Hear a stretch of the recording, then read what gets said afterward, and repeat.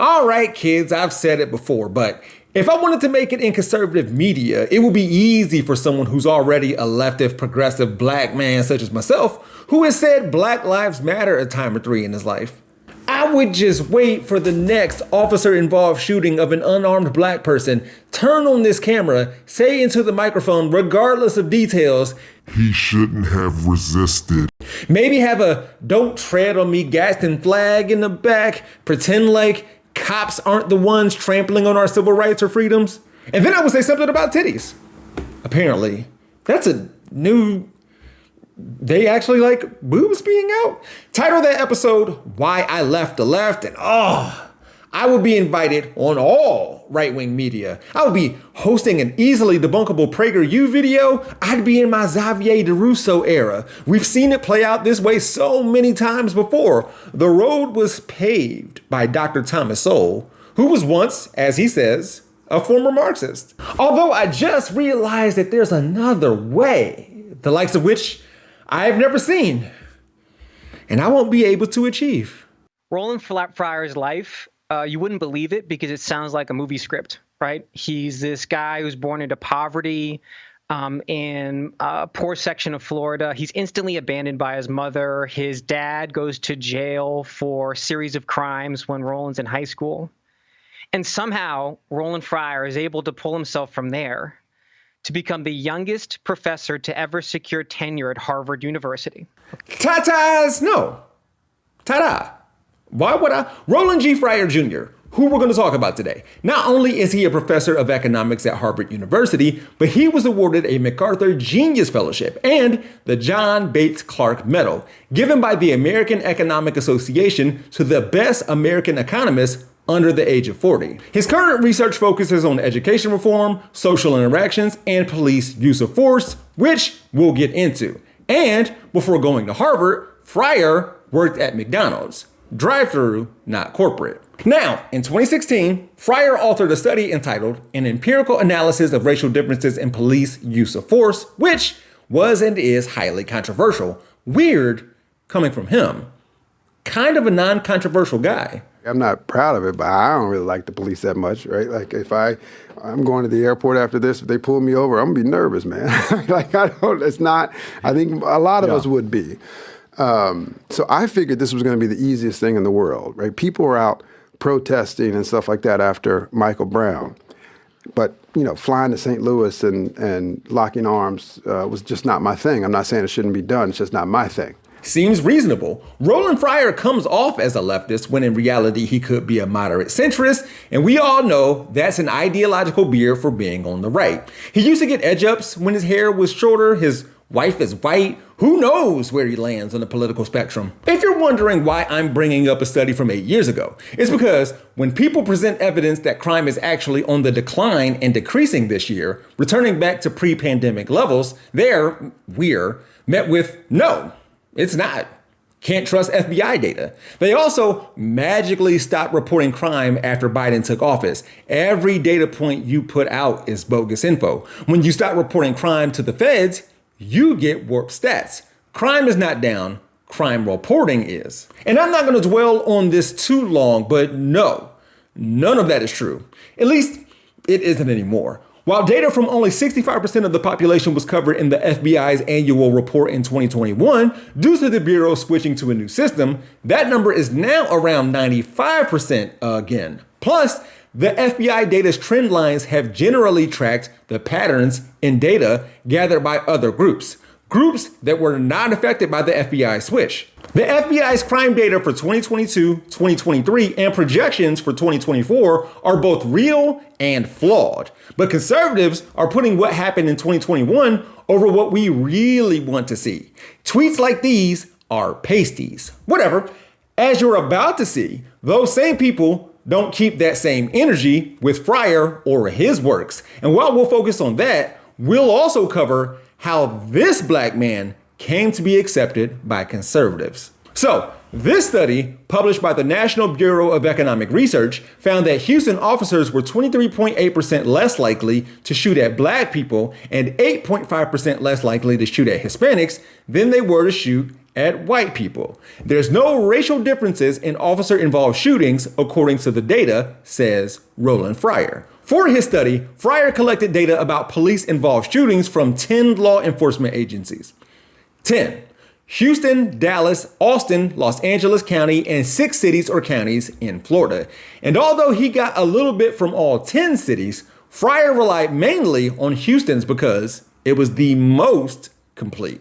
Of the 507 officer-involved shootings in Houston from 2000 through 2015, 52% involved black civilians, 33% involved Hispanics, and 14% involved white civilians or people of other races. So, Roland Fryer went to Beyonce's city and got media attention on Beyonce's internet with flawed data using questionable methods to get it?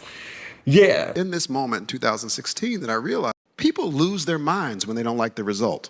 Despite saying that he was busy working with cities across the country on making police data more accessible in order to expand our analysis in the future, and what I hope this paper leads to is a desire for more and better data that we can use to continue to ask questions and understand the role of race in police-civilian interactions, that per Fox News. And the study stating, although police nationwide are more likely to use non-fatal force against blacks and Hispanics, for example, using hands, pushing into walls, using handcuffs, drawing weapons, pushing to the ground, pointing weapons, using pepper spray or baton, this is the big takeaway from the study. When it comes to the most lethal form of force, police shootings, the study finds no racial bias. So based on both academic studies and actual data, there is no systemic racism in policing. It doesn't exist. Now, of course, there are good cops, and I would say that's the vast overwhelming majority, and there is a small majority of bad cops. That was Sean Hannity on Fox News using Fryer's study days after the murder of Tyre Nichols, which leads me to one of my biggest criticisms of Roland Fryer's numbers. It seems to only look at police shootings, and we know that police can kill someone in multiple ways without shooting them, like what they did with Tyre Nichols, George Floyd, Tony Tempa, Elijah McClain, Eric Garner, Sandra Bland, maybe. We still don't know what happened to her. Police lie so much. Fox News didn't mention Fryer's name or his skin color. That time, they sure did when they claimed, thanks to a phony narrative run amok, it's now a physical war on cops, when Greg Gutfeld waxed apologetic about what Fryer exposed during interviews earlier this year. Roland Fryer said that within 4 minutes of publishing an empirical analysis of racial differences in police use of force, he got an email and was told that he was full of it. Someone, somehow, read over 100 pages in 240 seconds. Furthermore, colleagues discouraged him from publishing his work in the first place, saying it would ruin his career, despite them agreeing with its findings. But he did anyways. Fryer said all hell broke loose when his study found no racial bias in police shootings. People lost their minds. He was going to the grocery store to get diapers for his 7-day-old daughter with an armed guard that he hired. In July of 2019, 2.5 years after the study that we're talking about came out, Fryer had been placed on a 2-year administrative leave effective immediately after Harvard found that he violated university sexual harassment policies. The Harvard Crimson said that the sanctions came more than a year after one of Fryer's former employees from a research group he led first filed a formal complaint. 2 other Title IX investigations and a probe into Fryer's finances soon followed. A former employee also filed a complaint with a different agency, but later withdrew it. The Title IX complaints allege Fryer engaged in unwelcome sexual conduct stretching back years, and that he created a hostile environment for women at ed labs, where they worked and studied. You should know that Fryer has repeatedly denied the allegations. Claudine Gay, Dean of the Faculty of Arts and Sciences at that time, wrote that the investigators found Fryer engaged in unwelcome conduct, created a hostile work environment, and committed other violations of a professional conduct policy that were not sexual in nature. As Gay put it, Fryer's conduct represented a betrayal of the trust. Fox insinuated that this fallout is due to Roland Fryer telling the truth. Backlash that the left can't handle. Don't mess with the narrative about the police being racist or you will be destroyed, they said, while shooting cans of Bud Light. So, we got right-wing media looking past potential sexual misdeeds. I thought only presidents got that kind of treatment. All of that to ask this: How did this black man get accepted by conservatives? I'm not even saying he wanted to or was trying to, but this isn't desirable. Being one of the good ones is nasty work. Going back to that Laura Ingraham clip that I led with at the top of this video, it featured a filmmaker by the name of Rob Bunce. He made a documentary called Harvard Canceled Its Best Black Professor. Why? A better question is, why all of this from right-wing media for this black person more than some others? Like, here you have a guy who was raised by a single mother who had him when she was a teenager, but despite that clear disadvantage, by the time he was 18, he was able to get so good at basketball that he was not only the most anticipated draft pick ever, but he signed a $90 million deal with Nike, which at the time was unheard of. And even though he had more money than he knew what to do with and a ton of public pressure, did he go out drinking, gambling, sleeping with a bunch of different women, all stuff the right considers sinful? No, he married his high school sweetheart and they're still together to this day. In fact, in 20 years of being in the spotlight, dude hasn't gotten as much as a speeding ticket. That creator began by saying, for some reason, if you needed any more proof that conservatives don't actually care about the things they claim to care about, like good work ethic, being family oriented, pulling yourself up by your bootstraps, and so on, look no further than LeBron James. Or former president of Harvard University, Claudine Gay, just for different reasons. Her parents are dope. The Fox Newses of the world could have used her Haitian parents to say that they came to the land of opportunity and made a life for themselves. They're educated, successful, and their kids are doing the same. But nah. And why is that?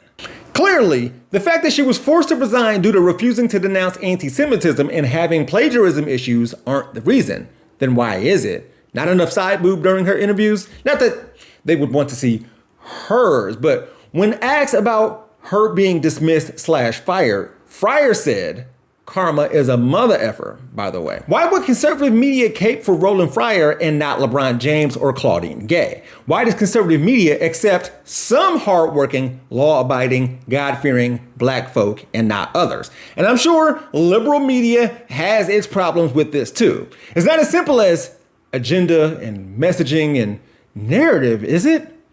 The obvious thing would be, but his study is whack. Look, Fryer is an economist, not a criminologist. I'm not going to hold that against him. That's just what some people have said. Also, his study relied on reports filled out by police officers and on police departments willing to share those reports.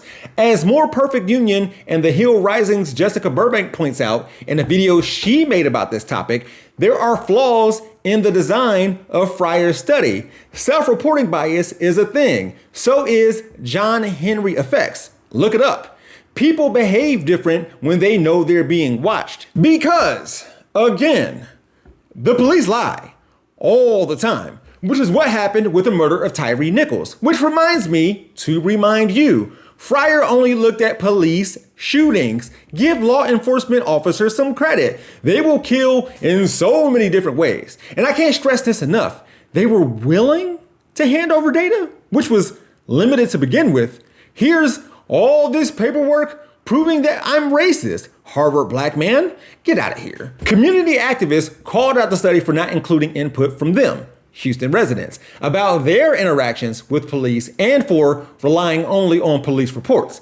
As you can imagine, the vast majority of police killings in H-Town were deemed justified by the cops, where phrases like, he was resisting arrest are thrown around more than nipple tassels by a few of the drag queens that the right acts like they suddenly don't approve of anymore.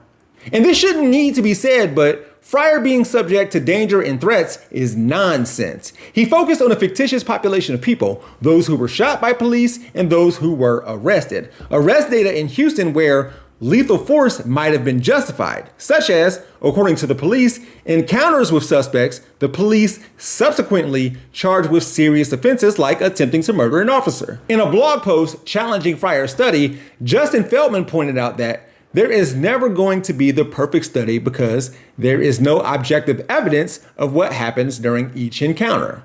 No matter how you look at it, Black people are disproportionately negatively impacted by law enforcement in America.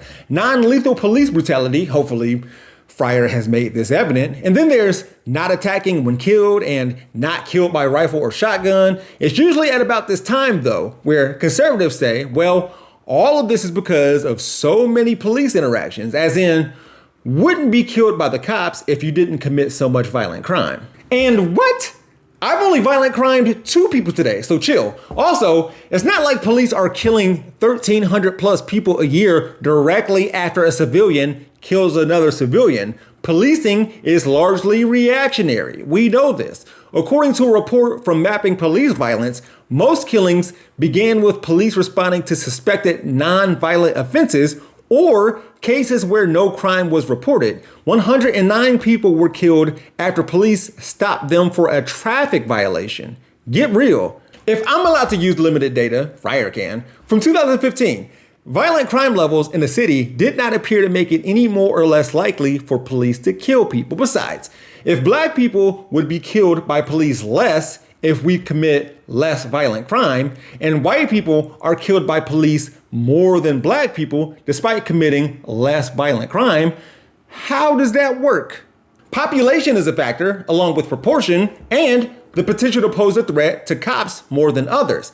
How do we determine that? Black people were more likely to be killed by police, more likely to be unarmed, and less likely to be threatening someone when killed. 59% of killings by police in 2023, 696 deaths, were traffic stops, police responses to mental health crisis, or situations where that person was not reportedly threatening anyone with a gun. Smarter people than me, like in this article from 538, talks about why statistics don't capture the full extent of the systemic bias in policing when it comes to the population denominator, because black and white people encounter the police at different rates to begin with. Using a population denominator might not lend itself to an apples to apples comparison.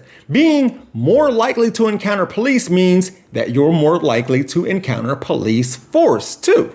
Also, with encounter denominators, which is what Roland Fryer used, if there's a bias in who gets stopped in the first place, then looking at discrepancies in the resulting interactions won't give you the full picture. This is because of something called collider bias. Then there's Simpson's paradox. It just gets weird when people use markers for structural racism like over-policing black neighborhoods and unjustified police stops on low-level and fallacious offenses while discriminating against black people to explain another marker for structural racism in policing, fatal police encounters.